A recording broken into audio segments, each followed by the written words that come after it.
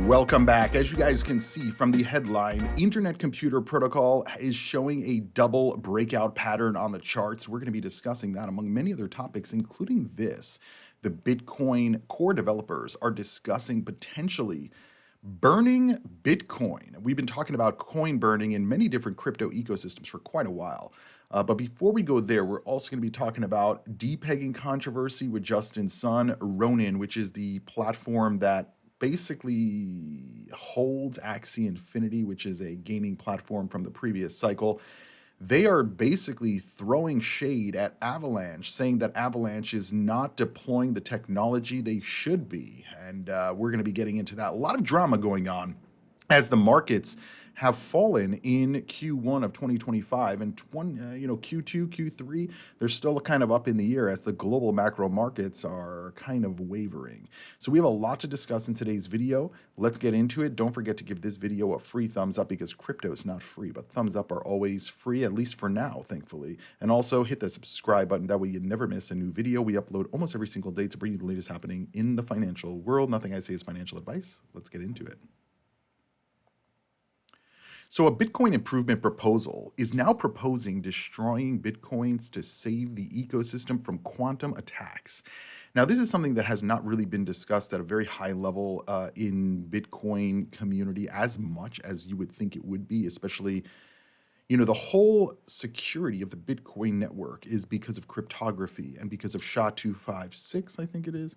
Now, if this is able to be broken, right, once you have quantum computing that can compute at very, very rapid speeds, a lot of different things all at once, this gives these computers effectively an easier time to crack the code. I mean, at the end of the day, you need 12 or 24 words. There's 2,000 possible words. And I think it was Vitalik kind of broke it down once. We've talked about it on this channel. People think, oh, it's only 12 words. I can easily guess that. There's literally more atoms in the universe, apparently, or on planet or something like that, than there are combinations, right? There's more combinations than there are atoms of those different words. Because again, 12 words out of 2,000 possibilities. I mean, you do the math on that. This is numbers that we can't even quantify, right? I mean, we can quantify them, but most people can't even quantify them in their head, like 2 + 2 = 4, right? And so with the evolution of quantum computing, this is something that essentially the ecosystem has to be ahead of, because otherwise the whole reason people use the network for security goes away, right? Fearing an attack by quantum computers, Bitcoin developers have already started coding the hard fork that could alter the currency supply. One developer is the latest developer to post a draft Bitcoin improvement proposal to the Bitcoin developer mailing list entitled Quantum Resistant Address Migration Protocol, or QRAMP. The draft BIP includes preliminary code and instructions for destroying unspent transaction outputs, or UTXOs, colloquially known as Bitcoin, on the world's most valuable network. His BIP contains code for a hard fork consensus change that would enact a mandatory migration of quantum vulnerable UTXOs. For context, Bitcoin's elliptic curve digital signature algorithm, or ECDSA, secures the UTXOs, or the money in your wallet. Unfortunately, ECDSA cannot defend against a sufficient advanced quantum attacker. Although no quantum computer has stolen UTXOs yet, it's possible that a more advanced machine may be able to steal at some point in the next few years. And the thing to keep in mind is, a lot of people in the ecosystem think this. They're like, oh, it's not that big of a deal because we haven't seen that happen yet. But the issue is, once it happens, it's over for Bitcoin, right? It's over, because the mitigation that would have to occur to resolve the security flaw, which is lack of quantum resistance, that would potentially take months, weeks, years, and to roll back the network or pause the network for that long effectively would negate the entire network. And this is a huge concern, especially when you're thinking about like companies and corporations and billionaires and even countries getting more kind of into this space, right? So if QRAMP, this new proposal, were to gain consensus and become activated on the dominant version of the full node Bitcoin core, a countdown would commence by the deadline if a user failed to sweep their coins into a quantum resistant wallet. Bitcoin Core would decline any transaction attempting to spend funds from the legacy or old wallet. In the notes, the developer argues that it provides rightful owners with a clear, non negotiable opportunity to secure their funds. He called this proposal a realistic and necessary proposal. Importantly, the BIP would effectively alter the supply of Bitcoin after the deadline. It would deny transactions from the legacy wallets. That would be a de facto burn of the coins from Bitcoin circulation.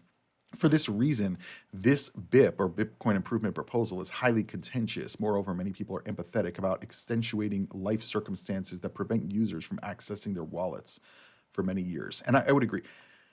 We've seen this happening in other ecosystems where they say, we're migrating to a new chain. You have to move your coins over by a certain time period. I think Maple Finance just did that. And so if you don't convert your coins by a certain date, you lose them. And I don't think this will ever go through on the Bitcoin network. They will think of something else, or they will allow legacy wallets to convert in a certain way. I don't know how they will do that, but the thing is, like, it's very hard, number one, to contact every single Bitcoin owner. Like, there's no like bulletin board for Bitcoin. A lot of people who watch my videos are in crypto X or crypto Twitter know that, or think, oh yeah, everybody knows about crypto. Everybody's paying attention. Everybody will know that they have to migrate by this date. No, like, nobody's paying attention, and nobody really does that, right? We've seen it happening with like deadlines when a company's going bankrupt or a company is leaving the U.S. Kind of territory that people they never pull their money out, or they never do the transfer. And so they're saying that this would be critical for the developers, saying that this could be critical for the Bitcoin network, and therefore, if you want to secure your funds, you need to do this. But they're also talking about there's potential that people can't do this, right? Maybe their coins are locked in some type of smart contract for a certain length of time. Maybe their multi-signature they can't get access to for a certain amount of time. Like, there's so many different potential issues here with that proposal, but it is something to think about, because the coin burning aspect is definitely, people would want that, because if they burn coins, and if they went through with this proposal, I would imagine a very large quantity of Bitcoin would be effectively burned or never accessible again. And this effectively would be an artificial drop in the supply of the coin, which would effectively, based on supply demand metrics and how these markets operate, the price would probably go up, right? And so that would be obviously good for every other holder, but the people who didn't transfer their coins in time, that would be an issue.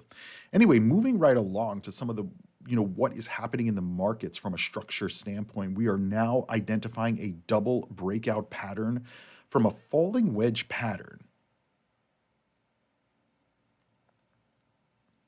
Now, this user with over 2 million followers posted this on X, saying Internet Computer Protocol just broke out of a falling wedge pattern again, just like it did last November. History doesn't repeat, but it sure does rhyme. Currently sitting in the demand zone, showing strong accumulation, Internet Computer is gearing up for a major rally.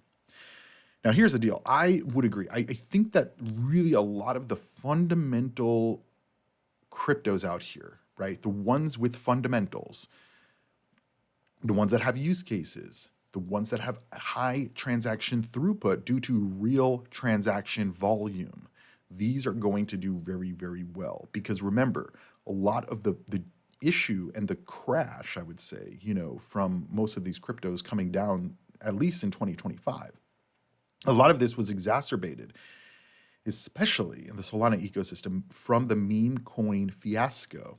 And we've talked about this extensively. I hate talking about it, but at the end of the day, this is part of where the structure of the market has kind of broken down. And granted, some of it also has to do with geoeconomic situation with the tariffs and uncertainty from a geoeconomic standpoint. But, at the end of the day, crypto is crypto, right? And so Internet Computer, in my view, it's not a very large holding, right? It's definitely not as large as it was at the beginning of the cycle because remember, in September 2023, we hit the bottom for the cycle, $2.90. Then we went up in those 5 months after that till January till about $21 last year. Now, since then, we've been basically coming straight down, but this creates an opportunity, right? We talked about the double bottom pattern, which we saw here, double bottom on the 1 year. And I'm just briefly talking about this. If you want to see my whole video on that, just go type in Cryptoviser Internet Computer double bottom and it should come up, or it was like a few days before this video posted. But you can see this was a double bottom and the price basically broke down from there. So we're lower than that double bottom on the 1 year chart at least.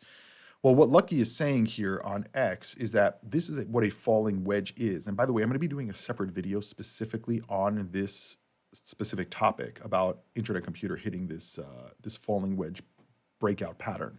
But basically, a falling wedge is when the price is moving down, right? The wedge in between the highs and the lows of basically that downward trend. And once you kind of see a breakout to the upside, this could mean that the breakout wedge is finalized and that you're going to see a move back to the upside. This is kind of I guess where you would say the beginning of how a cup and handle pattern is formed effectively, because a cup and handle pattern is effectively this kind of like a bowl, right? So a massive drawdown and then a draw up, but over the course of time, right? So if the drawdown is 6 months, maybe the draw up is going to be 6 months as well, or around there. Again, charting is predicting, right? And predictions could be wrong. And so you have to keep that in mind. Nobody knows exactly what's going to happen, but you can kind of use these rhythms of the market and these patterns to identify, okay, I do believe that there's fundamentals in Internet Computer Protocol. They have the AI narrative down out of all the blockchains out here. I mean, even artificial superintelligence is nowhere even close to where Internet Computer is from a technological deployment standpoint. And we've talked about this very extensively on the channel. And so while it's not my largest position by far, I do think that Internet Computer is there, especially when the AI narrative picks back up. And so based on what I know about the technology and what has already been deployed and what's being worked on from what they've already announced, and based on this, I would say I agree. I think that we're going much, much higher. And again, this is not going to happen overnight. This is going to happen over the course of, a certain amount of time. So you can see that the drawdown effectively began in December. And now we're in April. So basically 4 months. So 4 months from now would be May, June, July, basically August, that we could be going up. And then from there, who knows? Maybe we're going to continue the uptrend, or maybe we're going to break out and go down. But remember, there's always corrections, and he even charted it here, these corrective phases where we go down. And it's not just a straight down. It's maybe a multi-week downtrend before we move back higher. Remember, the trend is your friend, as they say. So follow the trend in the markets, and, that could be a strategy as well. Anyway, moving right along to another ecosystem that I think is highly undervalued, Ethereum's bullish signal. Big money traders are buying the Ethereum dip. We've talked about this extensively as well, I've told you guys before they even have been reporting this.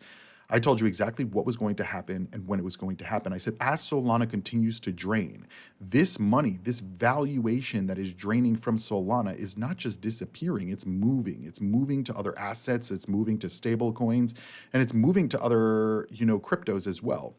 We see this happening in the stock market. We can see it happening on chain. Follow the stablecoin market caps.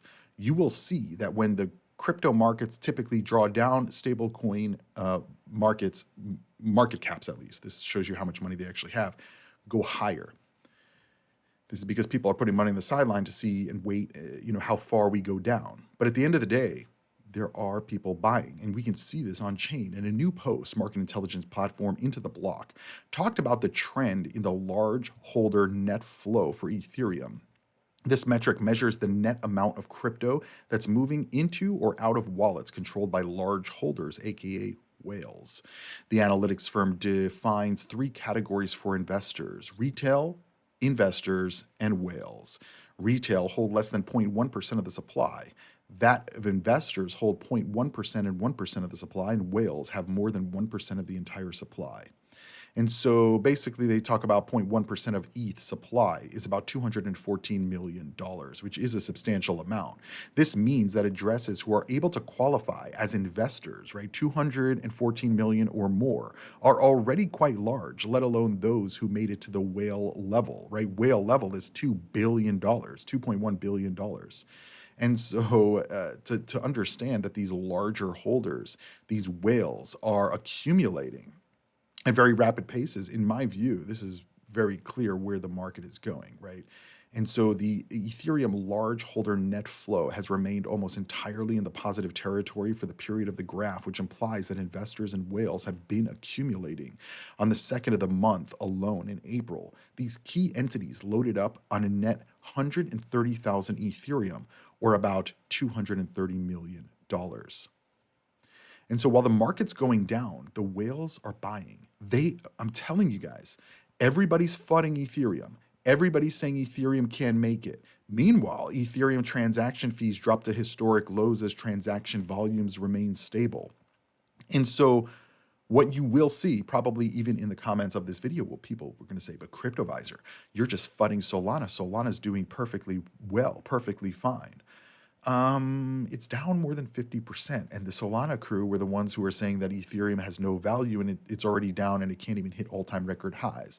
Well, meanwhile, as we are seeing the net outflows from Solana, we're seeing net inflows from Ethereum. The intelligence firms are showing this on the charts that I just had up on the screen. I'll pull it up again as well. And so these fudsters, that's literally what they are. They're just fudsters. What they're doing is they're trying to quantify and qualitatively guarantee that Solana is better than Ethereum, and it's just not. It just is not better, right? Listen, Ethereum has its issues, but when I talk about Ethereum, I'm talking about Ethereum and everything built on top of Ethereum. So if you're talking about the transaction throughput speed of Ethereum, yes, it's slow, but you have layer 2s for that. Solana, you don't. Okay, you don't. Now, I'm not saying that Solana is useless, because as we're going to go over a little bit later in this video, large corporations are utilizing Solana, right? I'm just talking about a pure value standpoint from these markets and where the markets and the value and how these markets operate. It doesn't care what you think about their technology. Granted, the fundamentals do matter in my view, because that's where investors are going to go when the meme coin frenzy is over. And the meme coin frenzy, it's over, guys. It's over, right? We may have some Dogecoin, Shiba Inu pumps, but the rest of these coins, it's over for the cycle. Done, right? We're going to see the same thing happen in AI. AI coins are going to pump to oblivion. Then they're going to dump 99%, right? Ethereum, AI capabilities, right? Especially on the layer 2s, layer 3s, and internet computer, what we were just talking about. The premier layer 1 AI blockchain ecosystem. It just is what it is. Anyway, moving right along. Justin Sun's allegations of FDUSD insolvency cause a 9% depeg. Now, a lot of you are going to say, Cryptoviser, why are you even bringing up this article? Why do we care? This gives us a little bit of insight into Justin Sun's beliefs about what is going on in the market. And the reason it's important this cycle is because World Liberty Finance is investing in Tron. We know that they've met with Justin Sun, and that it seems like they have some type of partnership going on from at least an advisory standpoint, right? And a communication standpoint between the World Liberty Finance team, the Trump team, and Justin Sun. And that's why I think this is important, because I don't think that previous cycles, people would just be like, it's Justin Sun, he just wants to pump his coin. But I think at this point, he is a player in the markets, and from a growth standpoint. Like, I do think that Justin Sun wants to see the ecosystem of crypto grow for the right reasons, right? And to give people their money back, and to eliminate the need for ridiculous fees that the banks charge for anything. Anyway, FDUSD, the sixth largest stablecoin with a market cap of $2.5 billion, saw a depeg to 91 cents. It's since recovered, though it suffered a market capital loss of $200 million. This is the cause of is from the tweets of Justin Sun. He blasted First Digital, the issuer of this coin, in a tweet alleging the Hong Kong-based firm was effectively insolvent and unable to fulfill client fund redemptions for its stablecoin. The other the other reason I'm bringing this up now is because number one, they're about to pass stablecoin legislation, most likely. Okay, when that happens, I believe we are going to see a lot of the small stable coins disappear. A lot of them are going to be completely insolvent, right? I'm not saying this one specifically. I'm just saying a lot of the smaller ones. I'm talking about way less than $100 million, because there's a lot of stable coins that have less than $100 million, right? Very small stable. They're all going to crash, because once they actually have to back with a dollar and they can't, huge issue. The other issue is any blockchain that or chain that can't integrate with USDC or Tether or any of these other regulated stablecoins, huge issue. But what we saw happen in 2023, I think it was, when the FTX collapse happened earlier in that year, around March and April, we saw the collapse of Terra USD and then Terra Luna. That happened at the beginning of the year. That was the crack in the system. Then we started to see the bankruptcies and the insolvencies from the Terra Luna collapse. And that happened over the course of 6 to 8 months. What we are seeing now is very similar, very, very similar, right? Justin Sun said, First Digital Trust is effectively insolvent and unable to fulfill client redemptions. Well, let's pull this up in a full tweet. He said, I strongly recommend that users take immediate action to secure their assets. He says, there are significant loopholes in both the trust licensing process in Hong Kong and the internal risk management of financial systems. He said, I urge regulators and law enforcement to take swift action to address these issues and prevent further major losses. Hong Kong's reputation as a global financial center is at stake, and similar financial fraud incidents must never happen again. For more details, he said, wait for a press conference. And so basically it added a link to CoinDesk article detailing the lawsuit against First Digital CEO for mismanagement of former reserves, allegedly. Sun had previously been accused of influencing CoinDesk editorial decisions. That's what they're saying. So this company is the issuer of True USD stablecoin and previously established First Digital as fiduciary to manage its reserves. The lawsuit alleges First Digital misappropriated $456 million of that company's monies into unauthorized trade finance loans. Again, loans, right? First Digital denounced the allegations as a smear campaign, yada, yada, yada. Who knows whether this is true or not, right? The point is, there are going to be collapses. There are going to be scams that drop the price of some of these coins, some of the big coins, some of the small coins, but a lot of the really, really small coins, right? Including the stable coins. And so we have to pay attention to this because we don't know which ones are not solvent. I think that's the bottom line. We think Tether is solvent. We think USDC is solvent, but what if they're not, right? I believe that Tether and USDC are. I do believe that they are. The rest of them, I haven't done enough research on, but I would say there's probably at least a few that are not. And when that is realized, it's going to have a lot of different effects in the market and negative effects. And so we have to just be aware of this and be ready for it.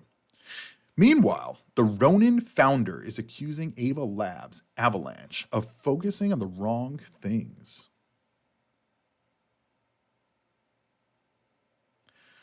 Well, apparently, they must have watched the Cryptoviser podcast right here on YouTube, because we were actually talking about Axie Infinity the other day, saying during the previous cycle, supposedly Axie Infinity was the most used game online with like millions and millions of users. And when you actually look at the data now, it's like nobody's using it. Anyway, when it comes to crypto gaming, there is a point in is there a point in taking any risk that comes with building AAA games, or should studios just focus on simpler mobile games? Well, the crypto founders at Ronin, which is, again, basically the parent blockchain that oversees Axie Infinity, from my understanding, and Avalanche, clashed over this issue. In light of a token launch and perceived success as a blockchain game thus far, Avalanche Labs founder and CEO declared Avalanche won gaming for sure. If you're developing a AAA game, there's only one proven platform to build on. AAA gaming is an industry buzzword with no official definition, but basically it's like a very high valued game. It's basically what it means. Anyway, Ronin, which made a name for itself in the gaming chain for Axie Infinity back during the last cycle, they've chosen to focus on mobile gameplay and game economies instead of on graphics, allowing them to keep budgets small while making the best games possible given those restrictions. The Ronin founder and chair said AAA Web3 gaming is a waste of money. Come to Ronin and let's figure out the hard economic problems of Web3 gaming together. Avalanche is focusing on the wrong things and the token holders will suffer as a consequence. Whoa, shots fired, and said, congratulations on your victory with a salute emoji, referring to Avalanche's team saying they're the best. They won gaming for sure. Listen, I don't know who won gaming. I actually don't think any of these ecosystems won gaming because nobody's really using any of these blockchains for gaming right now, except maybe Render. As we've heard, Render is being used by Apple for back-end integrations of, I guess, rendering, processing of video capabilities for these games. We heard about that, I think, within the last 6 or so months from Apple. I think it was in one of their end-of-year things, or maybe back in January. But anyway, it doesn't matter. The main point is we are now at that point in the cycle where all of these blockchains are like, oh no, we can do this better. We've been doing this better for the last 5 years. And it's like, okay, Ronin. So if you can do gaming better, what games are released and what games are being used? Because I haven't heard about Ronin for the last few years, since the last bull run. And Axie Infinity, like I said, I mean, who's playing Axie Infinity now? Maybe some people are. I just actually heard they were talking on, I think Bloomberg or CNBC, and they basically said that Roblox has like 18 million users a day or something like that. I'm like, who the is playing, or 80 million users a day? Like, who is playing Roblox? Like, that's a lot of people. Yeah, you can see Axie Infinity's price. Look at this. From the all-time record high in 2021 of $160 down to $2.70. It will never, ever, ever hit $160 ever again. Ever again. Even if they come out with like the best game possible, not going to happen because they already have a market cap. Actually, this is just the game. $433 million, and nobody plays it. Ronin, on the other hand, they also have a coin. This coin is 113, so it's basically same valuation as Axie Infinity, $400 million. This one, it looks like launched in the bear market in 2022, went to a peak of $4.40 in last year in 2024, and it's basically come down 90% since then. I mean, that's really a fascinating drop. 82% in the 1 year in Ronin. And so, I mean, some people could say from a valuation standpoint, Ronin has no standing because Avalanche has won the gaming space. But personally, I don't think that any of these crypto ecosystems have won gaming because none of them actually have games that people use. I mean, if we heard like Avalanche or Immutable X or whatever was going to be running Grand Theft Auto, the one that's supposed to be coming out, next year, every single year for the last 10 years, that would be amazing. But they got Axie Infinity, so I don't know. Personally, I don't think that anybody's won gaming just yet, and we'll have to kind of see where it rolls in this cycle because I thought that we would have already seen moves in gaming by this point, and some of these games have moved, but as you guys can see, the 1 year charts is basically mostly negative by significant amounts. But anyway, talking about which ones are the winners. Wi-Fi DPIN XNet, which is basically on the Solana network, announces AT&T partnership. The cell provider is offloading data to XNet's Wi-Fi network. And so again, this is a real-world use case where they're using blockchain effectively to manage data for these companies through decentralized finance or DeFi. Now, DPIN is basically Solana's DeFi ecosystem, right? But XNet, a Solana-based project building a decentralized network of Wi-Fi hotspots, has partnered with U.S. telecom giant AT&T. The collaboration will enable AT&T to offload mobile data traffic onto the XNet network, the team told Lightspeed. XNet sells Wi Fi hotspots that businesses and public spaces can deploy in exchange for XNet token rewards. Together, the patchwork of hotspots makes a distributed wireless network. XNet partners with cell carriers to offload mobile data onto hotspots where available, easing network congestion and improving coverage while the cell carriers pay XNet for the data. Under this agreement with AT&T, which has been live since September of 2024, so about 7 months or so, AT&T wireless customers connect to XNet's Wi-Fi network where available. AT&T pays XNet in dollars for the data usage, and XNet passes the tokens along to the node operators. According to Dune and Analytics, XNet currently has 688 active nodes, and around 9 million users have connected through Wi-Fi offloading network. The handoff between AT&T's coverage and XNet's Wi-Fi is seamless, and most users have no idea it's even happening, according to the co-founder of XNet. He added that bootstrapping a business like XNet would have been difficult without a token. I mean, whether you like Solana or not, this is pretty big because this is real world use case of the decentralized finance ecosystem. And basically, what I've been talking about is we're going to see these back end integrations of the technology where you're utilizing it, but you don't even know it. And this is the technology that is going to drive usage, adoption, transaction volume, the network activity, and therefore the value of the network. And so, if you're holding the coin, really these coins are supposed to, pay for the network to operate and transact that way. But as an investor as well, you could take advantage of that, understanding what is going on here. Now, we're also seeing other exclusive things happening, like Wisdom Tree, the ETF issuer. Their platform called Wisdom Tree Connect is now expanding to Base, Arbitrum, Avalanche, and Optimism. The platform also rolled out 13 tokenized funds for institutions on the Connect platform.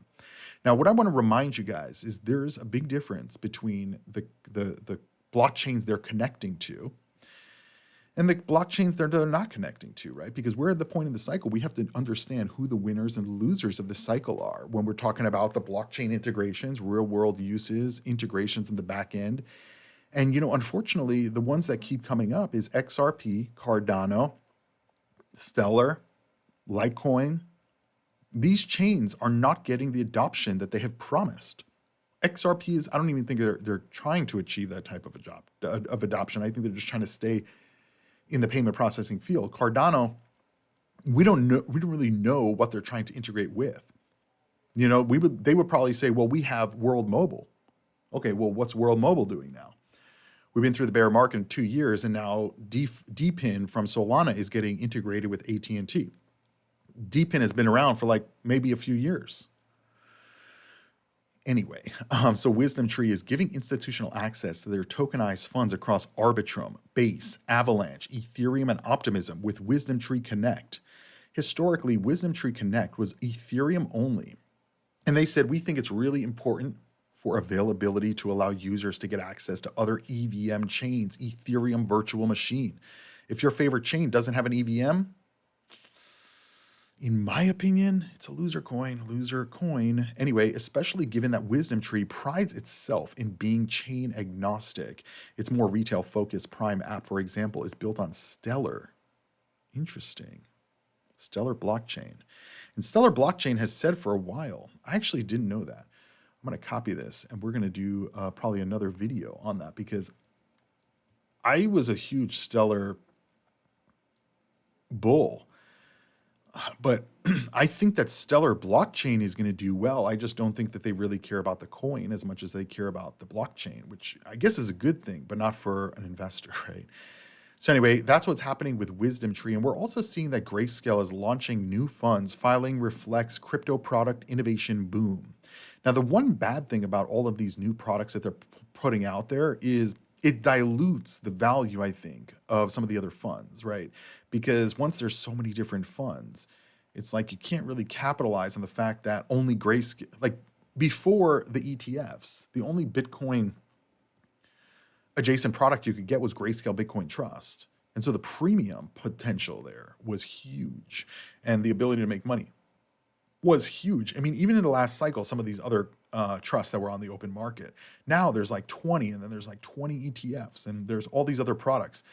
Well, now Grayscale is among those expanding their product lineup, including a Bitcoin covered call ETF and a Bitcoin premium income ETF.